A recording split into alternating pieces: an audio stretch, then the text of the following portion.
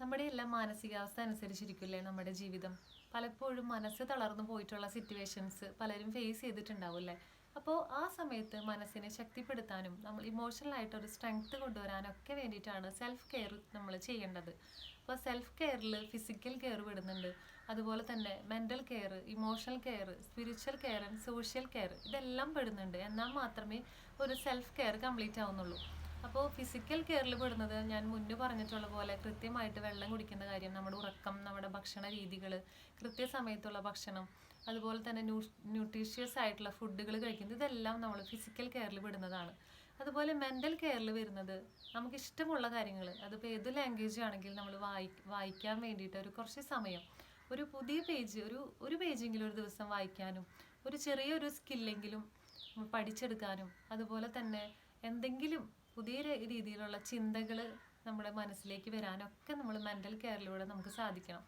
അതുപോലെ വരുന്നതാണ് spiritual care.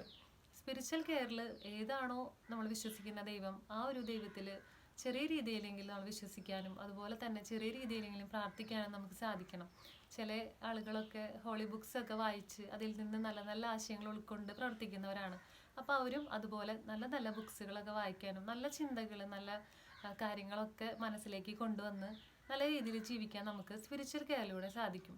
അതുപോലെ തന്നെ ഇമോഷണൽ കെയറിൽ വരുന്നതാണ്, നമുക്കറിയാമല്ലേ, പലതരം വിഷമങ്ങളൊക്കെ വരുമ്പോൾ നമ്മൾ ഇമോഷണലി ഡൗൺ ആയി പോകുന്ന സിറ്റുവേഷൻസ്. ആ സമയത്ത് നമ്മൾ ജേർണലിങ് വളരെ നല്ലൊരു കാര്യമാണ്. അപ്പോൾ എഴുതുക, അതുപോലെ നന്ദിയുള്ളവരായിരിക്കുക. എപ്പോഴും നമ്മൾ പലപ്പോഴും എല്ലാവരും വിഷമിക്കുന്നത് നമ്മൾ കിട്ടാത്തതിന് പറ്റിയിട്ടാണല്ലേ. നമുക്ക് അത് കിട്ടിയില്ല, അത് കിട്ടിയില്ല എന്നൊക്കെ പറഞ്ഞ് നമ്മൾ വിഷമിക്കുന്നവരാണ്.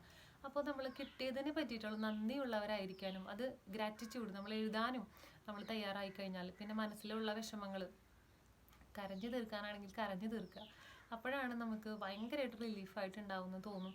അതുപോലെ തന്നെ സോഷ്യൽ കെയറിൽ വരുന്നത് ഒരു സമൂഹത്തിലാണ് നമ്മൾ ജീവിക്കുന്നത് അല്ലേ. അപ്പോൾ സമൂഹത്തിനോട് നമുക്ക് നല്ലൊരു കമ്മിറ്റ്മെൻ്റ് ഉണ്ട്. ഇപ്പം ഞാനും ഈ ഒരു സംസാരിക്കുന്നത് ഈ ഒരു സമൂഹത്തിന് വേണ്ടിയിട്ട് തന്നെയാണ്. പലപ്പോഴും ഞാൻ പറഞ്ഞൊരു വാക്കുകളോ അല്ലെങ്കിൽ ഞാൻ ചെയ്തൊരു കാര്യമോ ഒരാളെങ്കിലും ഉയർത്താനായിട്ട് എനിക്ക് സാധിച്ചിട്ടുണ്ടെങ്കിൽ അതെൻ്റെ ഒരു സോഷ്യൽ കെയറിൻ്റെ ഭാഗമാണ്. അപ്പോൾ ഈ ഒരു എല്ലാ കെയറും, ഒരു 5 തരം കെയറിനെ കുറിച്ച് ഞാൻ പറഞ്ഞു. ഇതെല്ലാം നമ്മൾ കൃത്യമായിട്ട് ഡെയിലി ബേസിസിൽ നമ്മൾ ഫോളോ ചെയ്യുകയാണെങ്കിൽ നമ്മുടെ മനസ്സിനെ ശക്തിപ്പെടുത്താനും ഒരിക്കലും നമ്മൾ തളർന്നു പോകാതിരിക്കാനും നമുക്ക് സാധിക്കും.